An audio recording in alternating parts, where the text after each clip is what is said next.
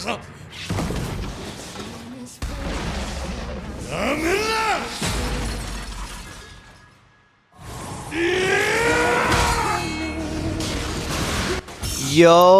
what is going on, everybody? It's your boy Donnie here with Anime Blinkers. Episode 11 of Season 2 of Solo Leveling just hit the streets. We're almost at the end of the season, and the biggest fight is yet to come.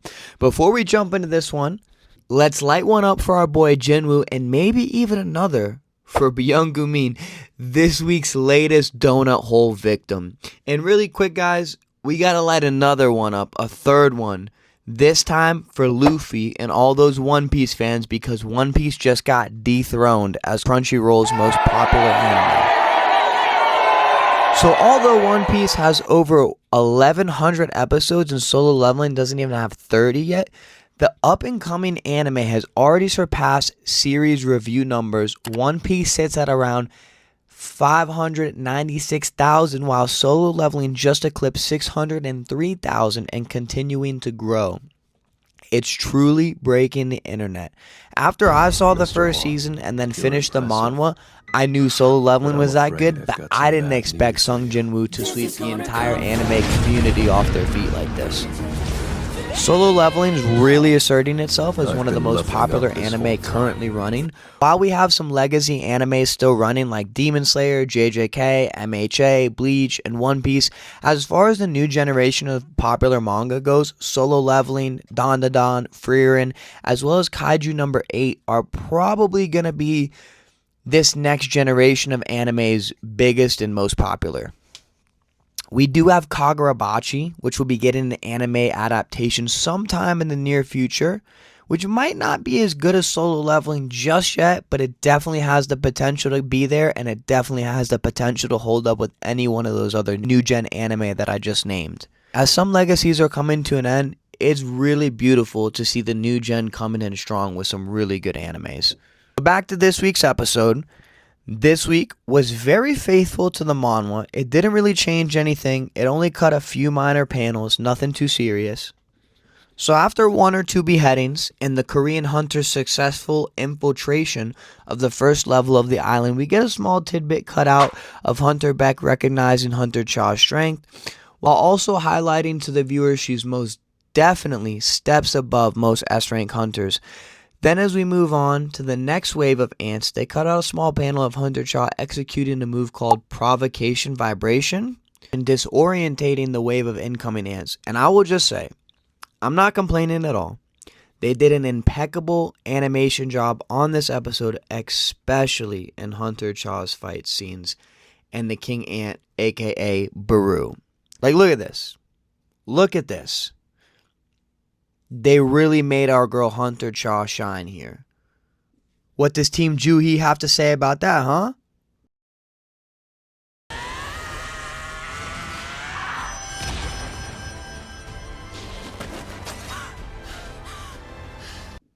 As the Korean hunters dominate the bottom levels of the dungeon, you have the King Ant, aka Baru, picking off the Japanese S ranks one by one. They defeat the Queen, giving them a false sense of security, and before the Phantom Menace makes his appearance, we have a small panel change from the manhwa.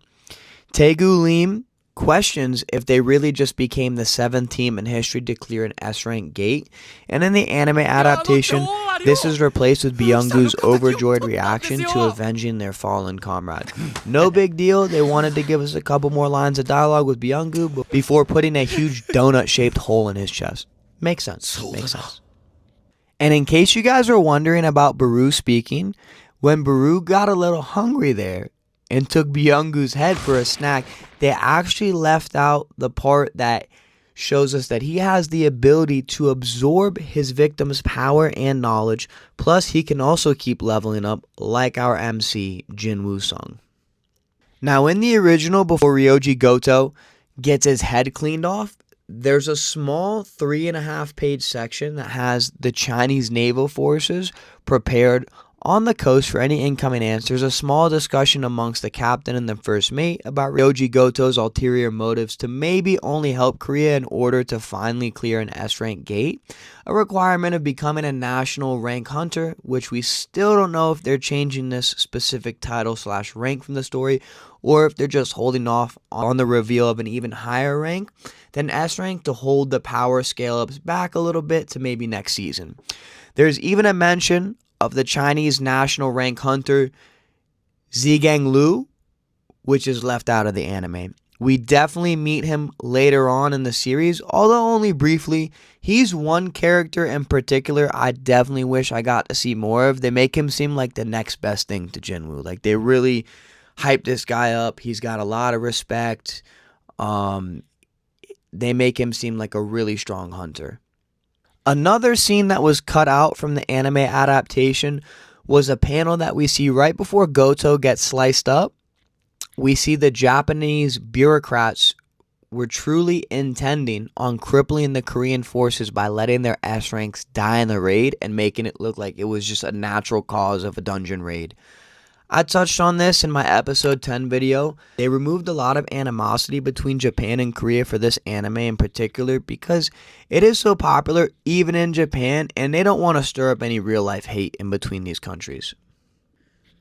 And then finally, we get Goto's death, followed by the hopelessness of our Korean hunters just before our boy Jinwoo teleports into the scene to save the day.